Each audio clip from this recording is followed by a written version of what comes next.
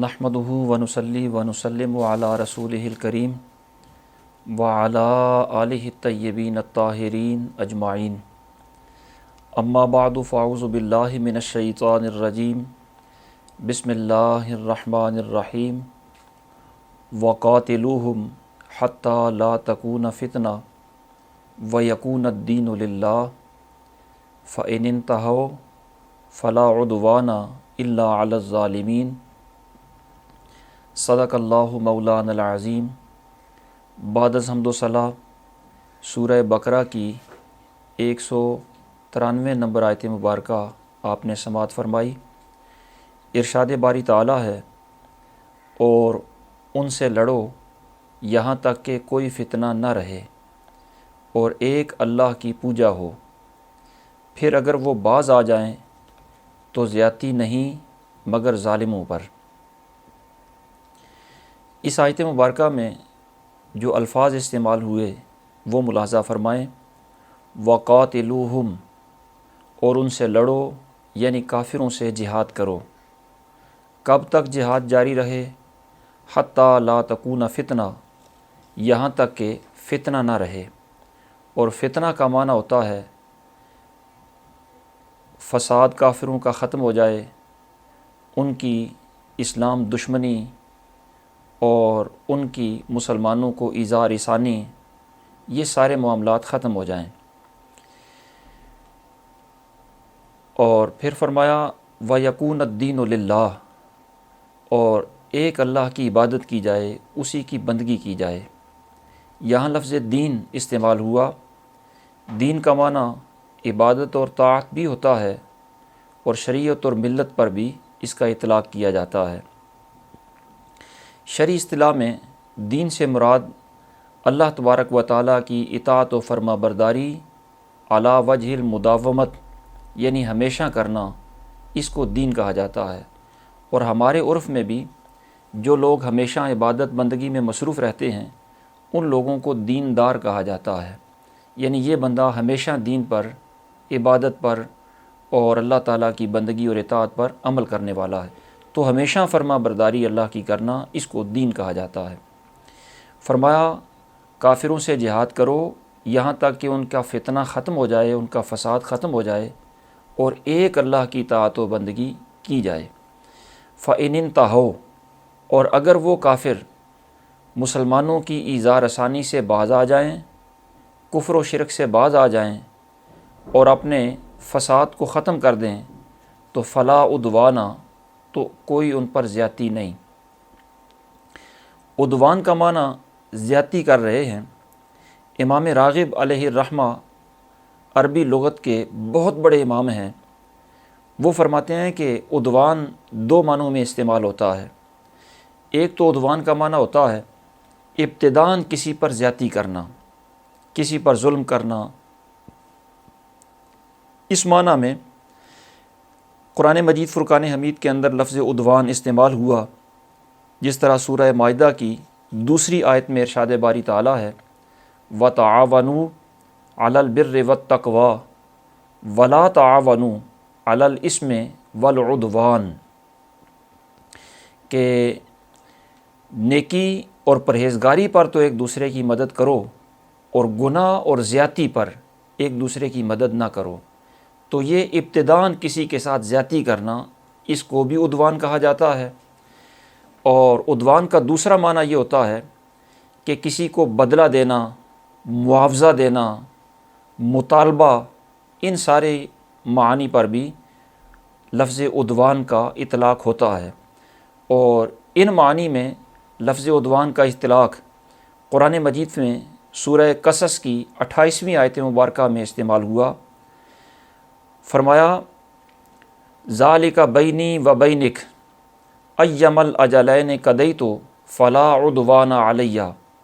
حضرت موسیٰ علیہ السلام نے حضرت شعیب علیہ السلام سے ایک معاہدہ کیا، اور معاہدہ کرنے کے بعد حضرت موسیٰ علیہ السلام نے فرمایا کہ یہ میرے اور آپ کے درمیان طے ہو چکا، میں ان دو میعادوں میں سے، دو وقتوں میں سے جو مدت بھی پوری کر دوں، فلا عدوان علیہ، تو مجھ پر اس کے بعد اور کوئی مطالبہ نہیں ہوگا۔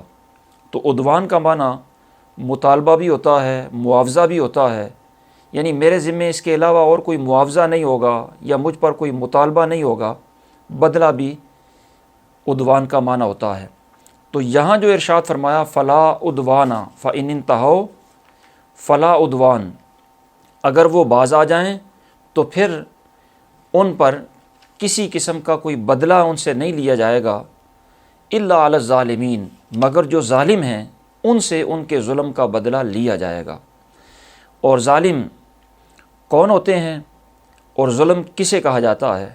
ظلم کا معنی ہوتا ہے کسی بھی چیز کو اپنے موقع اور محل پر نہ رکھنا، بلکہ بے موقع اور بے محل رکھنا۔ اس کی متعدد صورتیں ہوتی ہیں۔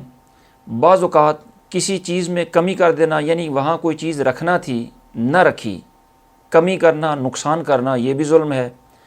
اور جہاں رکھنا تھی وہاں نہ رکھی، کسی اور جگہ پر رکھ دی، یا جس وقت رکھنا تھی اس وقت نہ رکھی، کسی اور وقت رکھ دی، یہ ظاہری ظلم کی ہی صورتیں ہوتی ہیں۔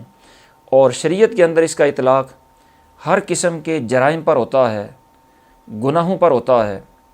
اور جرائم اور گناہوں پر اطلاق اس لیے ہوتا ہے کہ بندے نے عبادت اس کی بارگاہ میں رکھنی تھی اور عبادت کی بجائے اس نے جرم رکھ دیا، یعنی جو چیز جہاں رکھنی تھی وہاں نہیں رکھی۔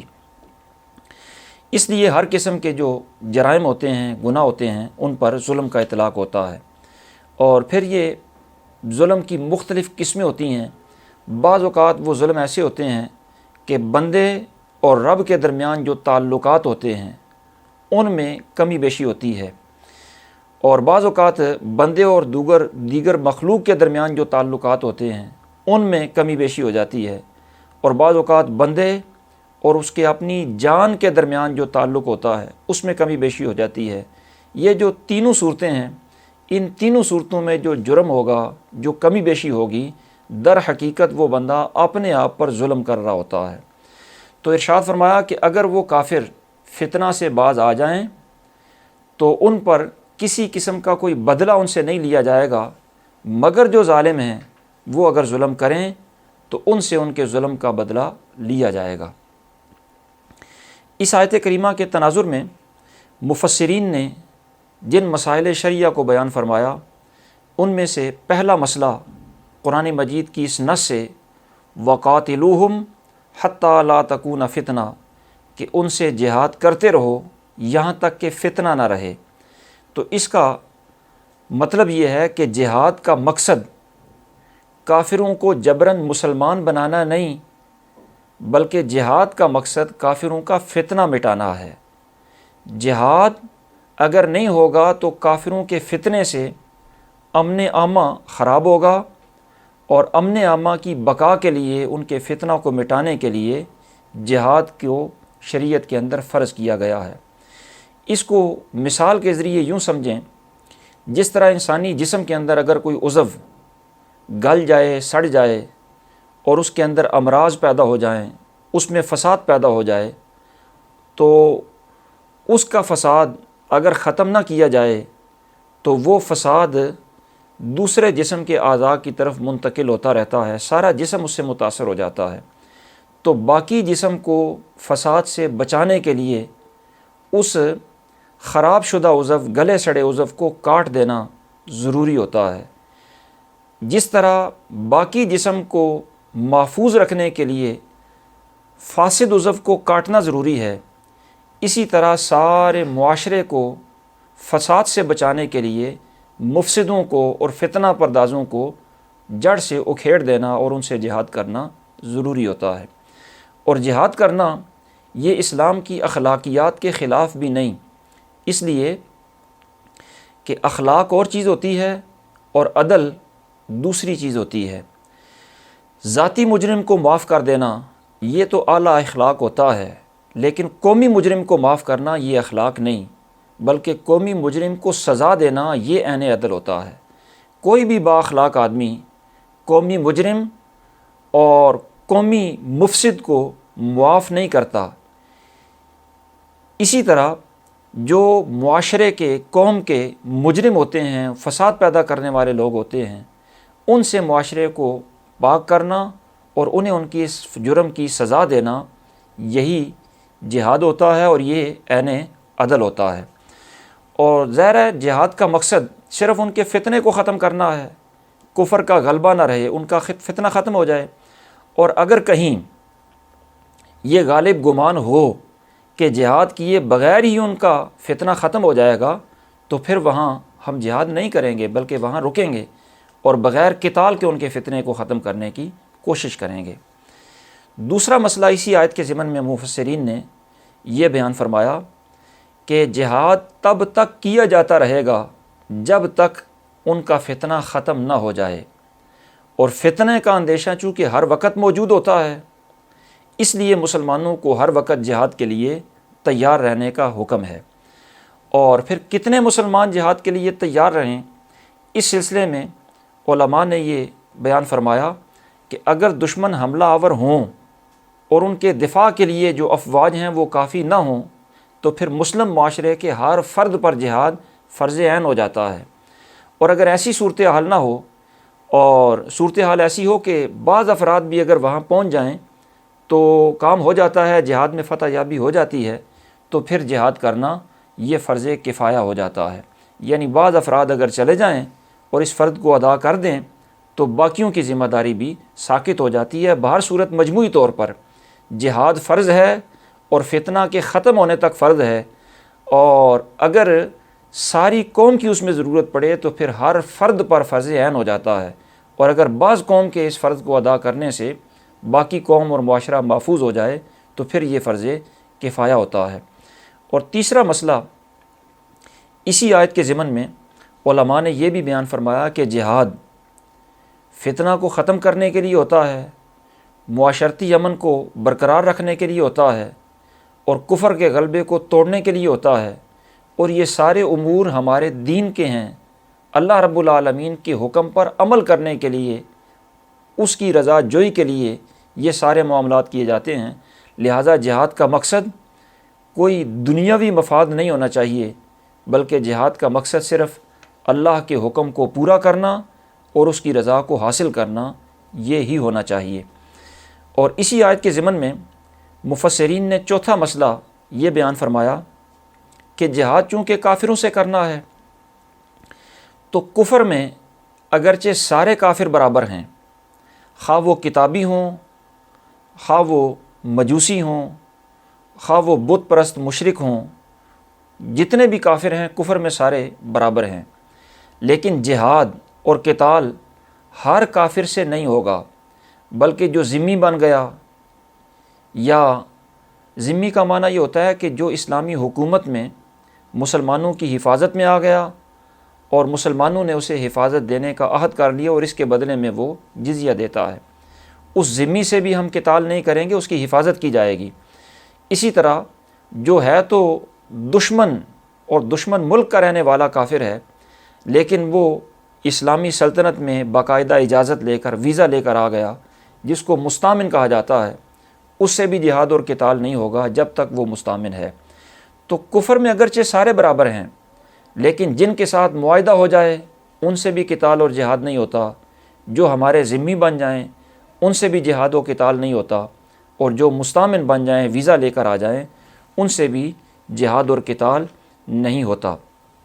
اور جو ان کے علاوہ دشمن ہیں، جن سے نہ معاہدہ ہے، نہ وہ مستامن ہیں، نہ وہ ہمارے ذمی ہیں، ان سے جہاد ہوتا ہے۔ اور ان سے بھی جہاد کرنے سے پہلے، قتال کرنے سے پہلے ہمیں یہ حکم ہے کہ اگر تو مشرکوں سے، بت پرستوں سے جہاد کرنا ہے تو انہیں جہاد سے پہلے دو آپشن دیے جائیں گے، یا وہ اسلام قبول کریں، اور اگر اسلام قبول نہیں کرتے تو پھر جنگ کے لیے تیار ہو جائیں۔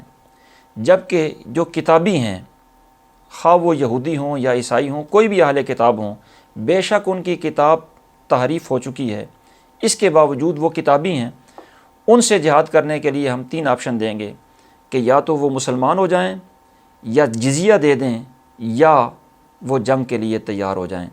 تو کتابیوں کے لیے جزیہ کا آپشن ہے، لیکن مشرکوں کے لیے جزیہ کا آپشن نہیں۔ وجہ اس کی یہ ہے کہ کتابیوں کے پاس کچھ نہ کچھ سماوی آسمانی تعلیمات ہیں، بے شک وہ ان کی کتاب تحریفی ہو چکی ہے، لیکن مشرکوں کے پاس تو کوئی بھی آسمانی تعلیم نہیں، اس لیے ان کو جزیہ کا آپشن نہیں دیا جائے گا۔ ان کے لیے دو ہی صورتیں ہیں، یا ان کے لیے اسلام ہے یا ان کے لیے تلوار ہے۔ اور یہ ہم آپشن جو دیں گے کہ یا اسلام قبول کر لیں یا جہاد کریں، اگر وہ اسلام قبول کر لیں تو ظاہر ہے وہ ہمارے بھائی ہیں، ان کی جان مال عزت آبرو کی حفاظت ہم پر لازم ہو جاتی ہے۔ حضور نبی اکرم صلی اللہ تعالیٰ علیہ وسلم نے ارشاد فرمایا، امرت ان اقاتل الناس حتی یشہدوا اللہ الہ الا اللہ و انی رسول اللہ، کہ مجھے یہ حکم دیا گیا ہے کہ میں لوگوں سے جہاد کرتا رہوں یہاں تک کہ وہ توحید و رسالت کی گواہی دے دیں۔ فَإِذَا قَالُوهَا، جب وہ توحید و رسالت کی گواہی دے لیں تو اَصَمُوا مِنِّی دِمَاءَهُمْ وَأَمْوَالَهُمْ إِلَّا بِحَقِّهَا وَحِسَابُهُمْ عَلَى اللَّهِ، تو انہوں نے اپنا مال اور خون مجھ سے محفوظ کر لیا مگر اپنے حق کے بدلے، یعنی اگر قصاص وغیرہ کا کوئی معاملہ ہو تو پھر انہیں سزا دی جائے گی، اور ان کے باقی حساب اور معاملات اللہ کے سپرد ہیں۔ تو جب اسلام وہ قبول کر لیں تو ظاہر ہے ہمارے بھائی ہیں، ان کی جان مال کی حفاظت ہماری ذمہ داری ہے، اور اگر اسلام قبول نہ کریں اور ہوں وہ کتابی اور جزیہ دینے کے لیے وہ راضی ہوں تو ہم انہیں جزیہ قبول کر کے ان کی حفاظت کریں گے۔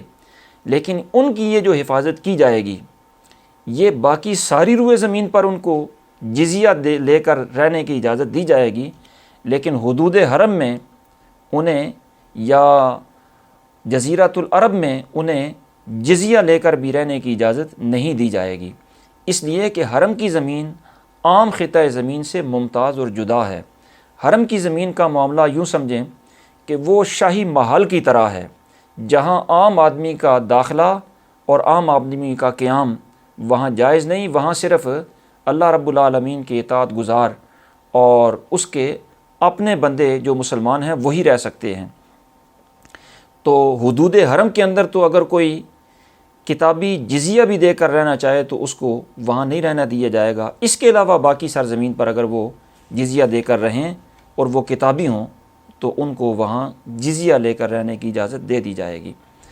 اور پھر قرآن مجید نے ارشاد فرمایا، وَيَكُونَ الدِّينُ لِلَّهِ، یہاں تک کہ دین یعنی طاعت و بندگی اللہ ہی کی ہو جائے اس وقت تک جہاد کرو۔ تو دین کون سا ہے جو اللہ کے لیے ہے؟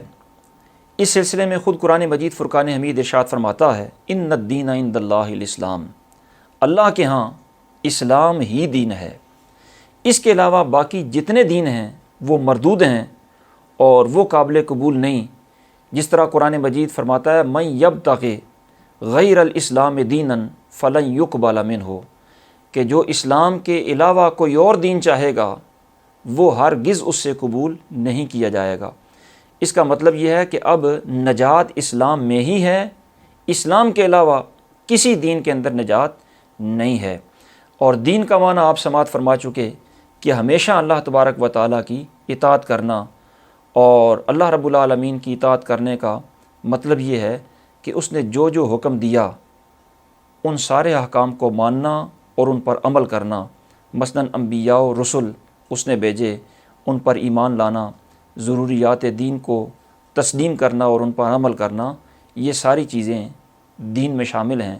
تو ارشاد فرمایا کہ کافروں سے جہاد کرتے رہو یہاں تک کہ کفر کا غلبہ ختم ہو جائے، ان کا فساد ختم ہو جائے اور طاعت و بندگی اللہ رب العالمین کی ہو جائے۔